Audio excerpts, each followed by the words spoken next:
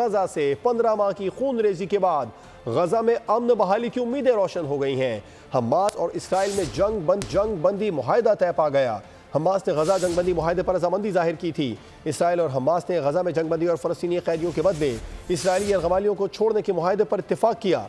मुआहदे में 6 हफ्तों की इब्तदाई जंग बंदी का खाका पेश, जिसके तहत वस्ती गजा से इसराइली फ़ौज का बतदरीज इनखला और शुमाली गजा में बेघर फ़लस्तीनियों की वापसी शामिल है। गजा में हर रोज़ इंसानी इमदाद के 600 ट्रक्स की इजाज़त दी जाएगी।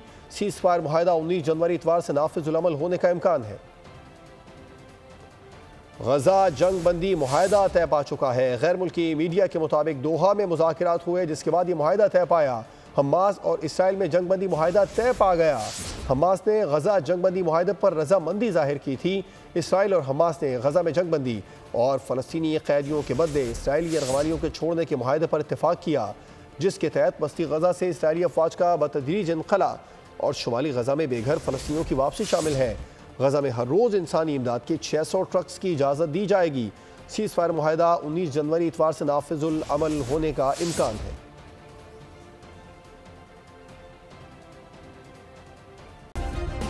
सब्सक्राइब करें और बेल दबाएं ताकि कोई खबर रह न जाए।